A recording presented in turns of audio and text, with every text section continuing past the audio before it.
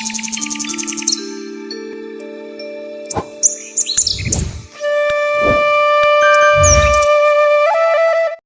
গিয়ে আমাদের বসন্ত,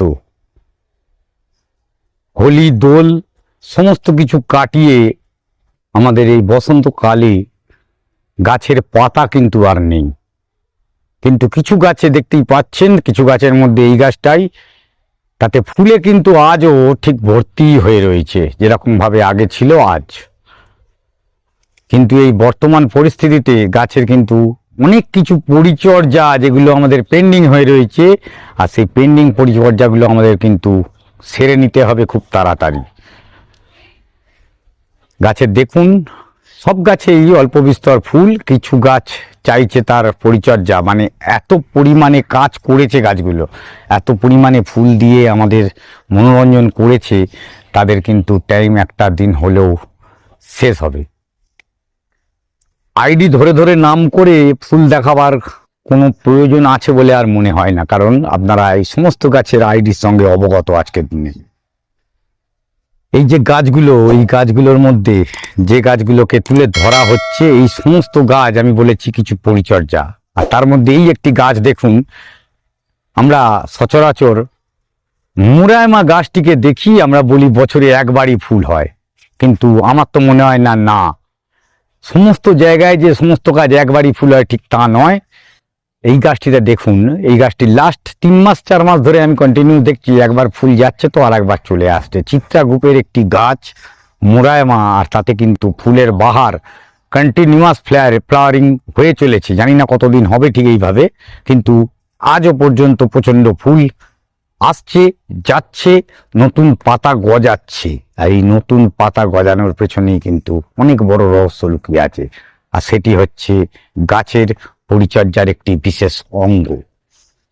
আজকে সেই গাছের পরিচর্যার ব্যাপারে এখন যে সাকুরা বেলাকাল দেখছেন, এই সাকুরা বেলাকালে যেভাবে ফুল হয়ে রয়েছে, যেটি আগেও হয়েছিল, বর্তমানেও রয়েছে, ভবিষ্যতেও হবে, এর মাঝখানে কিন্তু গাছের খাবারের একটি ব্যাপার থেকে যায়। আর এই খাবার বলতে গেলেই প্রথমেই আমার তো মনে পড়ে সেই গাছ খাবার যেগুলো আমরা সিন্ডারে গাছ করেছি বা সিন্ডার মাটিতে গাছ করেছি, তাতে যে খাবার দেবো সেই খাবারকে হতে হবে কিন্তু নাইট্রোজেন সমৃদ্ধ খাবার। কারণ গাছের পাতা, গাছের ডাল, সেটিকে সুঠামু তৈরি করতে গেলে, সুন্দর করতে গেলে, ঝোপালো করতে গেলে প্রয়োজন হয় নাইট্রোজেনের, প্রয়োজন হয় ক্যালসিয়ামের, প্রয়োজন হয় সালফারের, প্রয়োজন হয় ম্যাগনেসিয়ামের।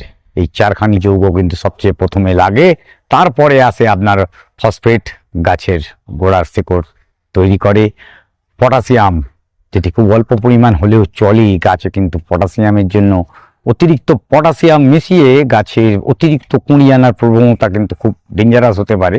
কেন, পটাশিয়াম বেশি পরিমাণ দিলেই বেশি ফুল হবে, এটি কিন্তু আমাদের ভুল। আমরা ফ্লেম আর বিজা এই দুখানা পাতা বা ফুলের মধ্যে সাদৃশ্য থাকলেও গাছটি কিন্তু ফুলের একটুখানি হলেও ব্র্যাক্সের কিন্তু চেঞ্জেস আছে। এটি ফ্লেম নয়, এটি বিজার একটি গাছ, বিজা হোয়াইট। এরপরে দেখব বিজার অন্য গাছগুলো, বিজা রেড, গোল্ডেন বিজা, বিজা হোয়াইট, সবই একসঙ্গে একটি জায়গায় মাল্টিগ্রাফটেড করা, সেই গাছটিও দেখা যাচ্ছে। এতেও কিন্তু প্রচুর পরিমাণে ফুল ধরে রয়েছে। যেটি বলছিলাম গাছের খাবার, আমি তো বলে দিলাম নাইট্রোজেন লাগবে, গাছে ফসফেট দিতে হবে, গাছে ম্যাগনেসিয়াম লাগবে, ক্লোরোফিলের অভাব দূর করতে হবে, তার জন্য ফেরেম্যাকের কথা আগের ভিডিওতে বলেছি। এই সমস্ত কিছু দেওয়া হবে, কিন্তু আজকের বর্তমানে ঠিক কি দেবেন, যেটি বলছেন অনেকেই আপনারা করেন, জিনিসটি হচ্ছে এমন একটি সার তৈরি করতে হবে যে সারের মধ্যে সমস্ত গুণ বিদ্যমান। গাছ যেটি চায় সেটি একটি সারের মাধ্যমেই মোটামুটি সবকিছু যাতে পেতে পারে, সেটি হতে হবে জৈব সার একটি। আর জৈব সার দিয়ে গাছ যদি এখন করতে পারেন, ফুল আসার সময় কিছু কেমিক্যাল ইউজ করলেন বা স্প্রে করে করলেন ঠিক আছে, কিন্তু মাটির গুণগত মান যদি ভালো রাখতে হয় তাহলে কিন্তু জৈব সারের প্রয়োজন। আর সেই জৈব সার তৈরি করতে গেলে আপনার লাগবে, সবচেয়ে প্রথমে লাগবে কিন্তু গোবর সার অথবা ভার্মি কম্পোস্ট। তার কারণ মাটিতে গাছ ভার্মি কম্পোস্ট থাকলে মাটির যে গুণগত মান, মানে মাটির নষ্ট হয়ে যাওয়া বা মাটিকে টক্সিক তৈরি হওয়া থেকে অনেকখানি হলেও বাঁচায় সেই ভার্মি।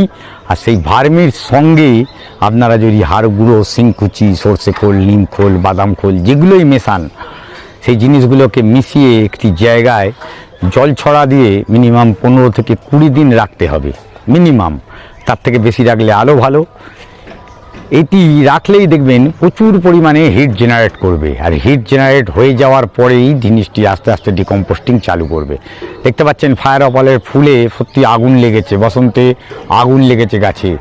লাল পলাশ, আমাদের অরেঞ্জ যে পলাশ ফুল, সেই পলাশ ফুলের রঙে রাঙিয়ে তুলেছে ফায়ার অপাল। যাই হোক, এই সার যেটি বলছিলাম 15 থেকে 20 দিন রাখার পরে সারটিকে বাইরে বের করে হালকা রোদ্দুরে শুকিয়ে নিন। রোদ্দুরে শুকিয়ে নেওয়ার পরে আপনারা তাতে এই আপনাদের যেগুলো ফেরোম্যাক বলুন, ফেরোম্যাক, তারপরে আপনাদের এপসাম সল্ট ফেরোম্যাকের মধ্যেও রয়েছে যেটি, এছাড়াও অন্যান্য যেগুলো আপনারা মেশান, শুধুমাত্র কোনো ফাঙ্গিসাইড কিন্তু ভুল করে ওই সারেতে মেশাবেন না। সেইগুলোকে মিশিয়ে আবার জল ছড়া দিয়ে বেশ কিছুদিন রেখে দিয়ে গাছের গোড়ায় ডাইরেক্ট অ্যাপ্লিকেশান দিতে পারেন। যদি অ্যাপ্লাই করেন ঠিক বর্ষার আগে পর্যন্ত প্রতিটি গাছ টব পিছু যদি 2 থেকে 3 চামচ করে ইউজ করতে পারেন টব অনুযায়ী, তাহলে কিন্তু আপনারা ভালো রেজাল্ট পেতে পারেন। আর এটাই আমরা করে তার প্রমাণ পেয়েছি। আর এই গাছের গ্রোথ কিন্তু ঠিক সেইভাবেই তৈরি হয়েছে বলেই আপনাদের কাছে আজকের ব্যাপারটি তুলে ধরার চেষ্টা করছি। আশা করি আপনারা বুঝতে পেরেছেন, বা এইভাবে অনেকেই আপনারা সার তৈরি করেন। ইভেন আমাদের যে সারটা তৈরি হয়েছিল সেটিও আপনারা নিয়েছিলেন, আর সেই সারেতেও আমরা ঠিক একই ফর্মুলাতে তৈরি করেই আপনাদের হাতে তুলে দিতে পেরেছিলাম। তাতে সমস্ত রকম নিউট্রিয়েন্ট মেশানো হয়েছিল বলেই আপনারা কিন্তু গাছে ভালো ফল পেয়েছিলেন। যাই হোক, সেটি তো ব্যাপার আপনারা তৈরি করবেন কি করবেন না। যারা কেমিক্যাল ইউজ করেন, কেমিক্যাল ইউজ করুন, কিন্তু বলবো মাটিতে কেমিক্যাল দেওয়ার থেকে গাছে স্প্রে করে যেটুকুনি করেন সেটাই ঠিক আছে। গাছের স্টোমাটা দিয়ে যেটি নিতে পারে সেটিতে ভালোই কাজ হয়, আর সেটিও প্রমাণিত। গাছের পাতা দিয়ে প্রচুর পরিমাণে নিউট্রিয়েন্ট গাছ কিন্তু সংগ্রহ করতে পারে। কেন, কার্বন যেটি গাছে, আমাদের এই বাতাসে যে কার্বনটি রয়েছে, এই কার্বন কিন্তু গাছ এই পাতার সাহায্যেই সংগ্রহ করে, সেটি মাটি থেকে নেয় না। তার মানে যখন কার্বন সংগ্রহ করতে পারে, বাকিটিও সংগ্রহ করতে পারে, আর সেটি আপনারা স্প্রে করে দিতে পারেন। যেটি দেবেন অল্প পরিমাণে দিন। গাছের পাতা যত ভালো করতে পারবেন, শিকড় তত ভালো থাকবে। শিকড় যত ভালো হবে, গাছে তত বেশি ফুল আসবে। ফুল আসার সময় ফুল আসবে। অতিরিক্ত কোনো রকম সার, বিশেষত পটাশিয়াম টাইপের সার, জৈব হলে ঠিক আছে, অজৈব কেমিক্যাল পটাশিয়াম, যেটা আপনার মিউরেটের পটাশ, লাল পটাশ ইউজ করি বা সাদা পটাশ, অতিরিক্ত পরিমাণে মাটিতে দিয়ে মাটির লবণাক্ততা বাড়িয়ে মাটিকে নষ্ট করে আলটিমেট কোনো লাভ আছে বলে মনে হয় না। আর আপনারা যে গাছ করেন বা বগনভুলিয়া যেটি করেন, বগনভুলিয়া কিন্তু নুন একেবারে পছন্দ করে না। তা নোনা মাটিতে গাছ করার চেষ্টা করবেন না। আর মাটিকে সুন্দর রাখুন, ভালো রাখুন, আর তার জন্য জৈব সার ইউজ করুন। এই বলে আজকের ভিডিও শেষ করছি। পরবর্তী ভিডিও আবার ঠিক দুপুর 1টায় অমিতের সাথে অভিজিৎ হর্টিকালচারে দেখা হবে আর একবার। নমস্কার। আজকে আর সামনে আসলাম না, দেখা হবে অন্য ভিডিওয়।